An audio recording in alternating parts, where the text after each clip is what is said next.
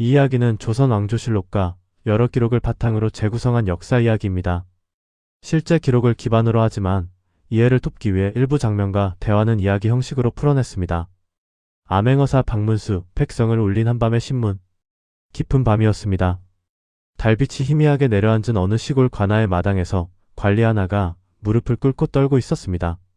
그의 앞에는 낡은 도포를 입은 한 사내가 서 있었습니다. 겉모습만 보면 떠돌이 선비 같았지만 그 눈빛은 놀랄 만큼 차분하고 날카로웠습니다. 관리는 연신 고개를 조아리며 말했습니다. 소인이 큰 죄를 지었습니다.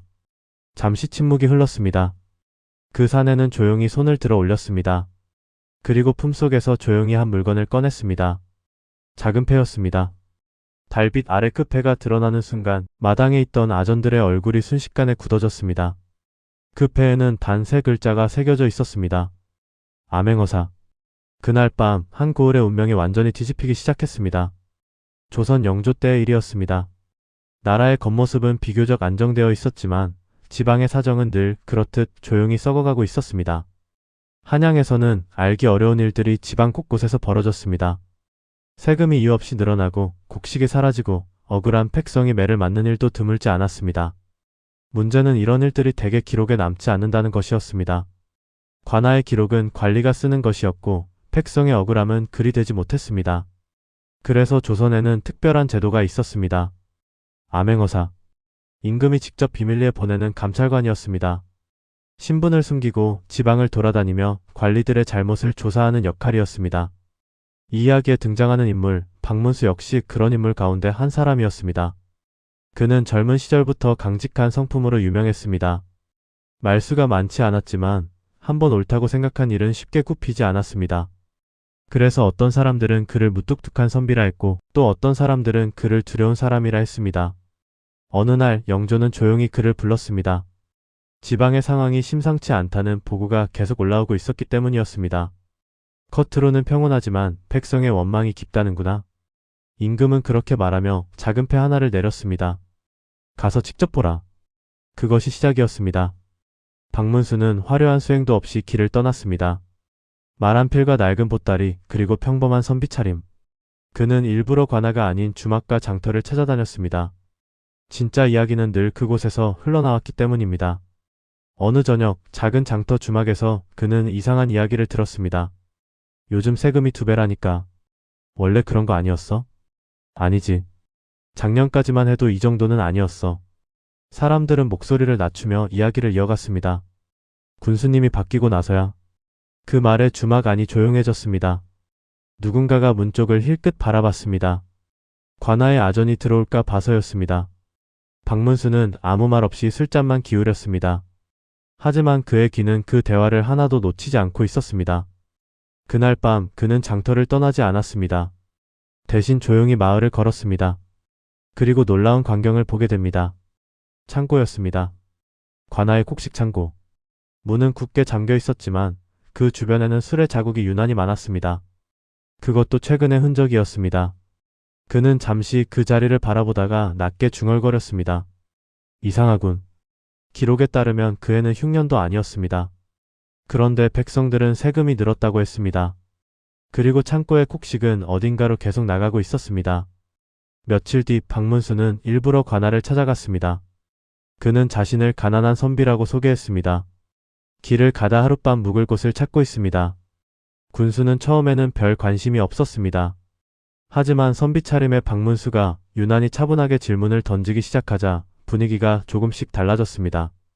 요즘 백성들이 힘들다고 들었습니다. 군수는 웃으며 말했습니다. 백성은 늘 힘든 법이지요. 세금이 늘었다는 말도 있던데요.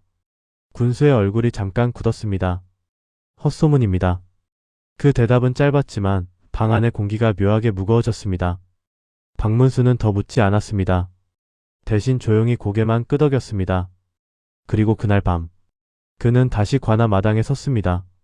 이번에는 선비가 아니었습니다. 품속에서 천천히 패를 꺼냈습니다. 암행어사. 그 순간 관아의 공기가 완전히 달라졌습니다.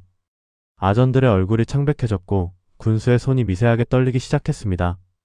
박문수는 단 한마디만 했습니다. 창고를 열어보시오. 문이 열렸습니다. 그리고 그 안에는 기록과 맞지 않는 빈 공간이 남아 있었습니다. 곡식은 사라지고 장부는 거짓말을 하고 있었습니다. 그날 밤 긴 신문이 시작되었습니다.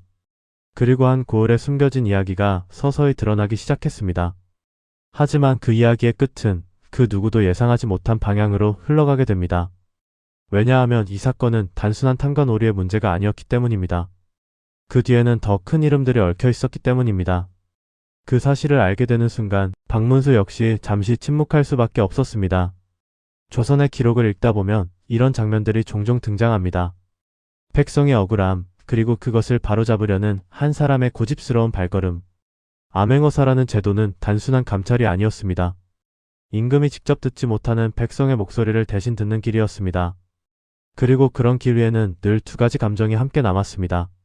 억울함이 쌓여 만들어지는 한, 그리고 결국 진실이 드러날 때 터져나오는 작은 흥. 조선이라는 시대는 늘 조용했습니다. 하지만 그 고요한 기록 사이에는 이렇게 사람들의 순결과 감정이 남아 있습니다. 그리고 그 기록 속에는 권력보다 무서운 것이 하나 남아 있습니다. 백성의 마음입니다. 밤은 깊어가고 있었습니다. 관아의 등불만이 마당을 희미하게 밝히고 있었습니다. 곡식 창고 문이 열린 뒤 마당에는 아무 말도 흐르지 않았습니다. 비어있는 공간. 장부에는 분명히 가득 차 있어야 할 곡식이 현실에서는 절반도 남아있지 않았습니다. 박문수는 잠시 아무 말도 하지 않았습니다. 그저 창고 안을 천천히 걸었습니다. 발걸음 소리가 나무 바닥 위에서 낮게 울렸습니다. 뒤에 서 있던 군수의 얼굴은 이미 창백해져 있었습니다. 아전들은 서로 눈을 마주치지 못했습니다. 잠시 뒤 박문수가 돌아섰습니다. 장부를 가져오시오. 아전 하나가 급히 서류를 가져왔습니다.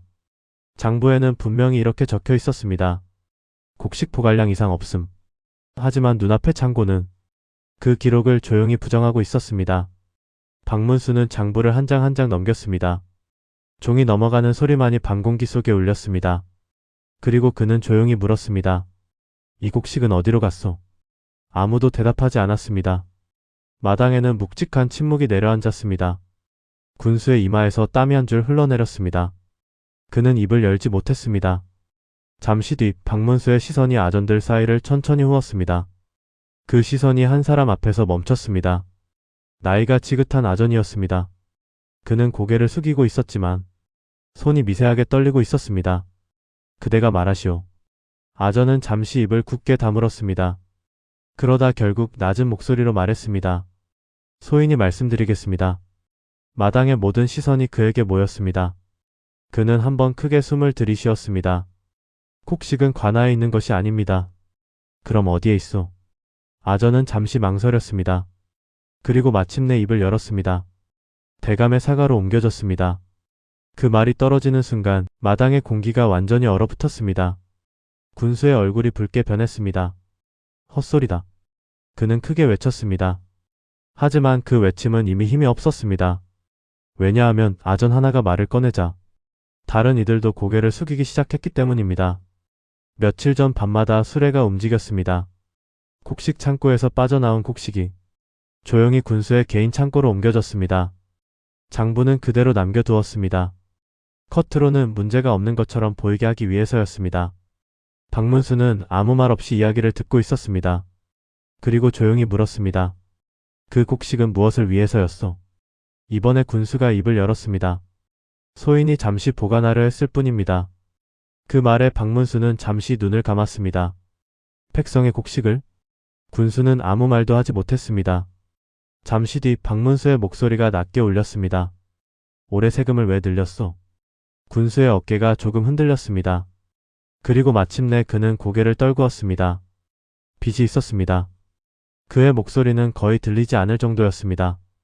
한양의 권세가에게 진 빚, 관직을 얻기 위해 쓴 돈, 그리고 그 돈을 메우기 위해 백성의 곡식을 손댄 것이었습니다. 마당에 있던 사람들 가운데 누군가는 그 말을 듣고 조용히 눈을 감았습니다. 이 이야기는 조선에서 낯선 일이 아니었습니다. 관직은 명예였지만 때로는 돈으로 만들어지는 자리이기도 했습니다. 그리고 그 값은 종종 백성들이 치르게 되었습니다. 박문수는 오래 침묵했습니다. 그는 군수를 바라보았습니다. 그 시선에는 분노보다도 어딘가 깊은 피로가 담겨 있었습니다. 곡식을 모두 돌려놓으시오. 군수는 고개를 들지 못한 채 대답했습니다. 이미 일부는 팔렸습니다. 그 말에 마당의 공기가 다시 무거워졌습니다. 잠시 뒤 박문수는 조용히 말했습니다. 그럼 당신의 재산으로 메우시오. 군수는 놀란 눈으로 고개를 들었습니다.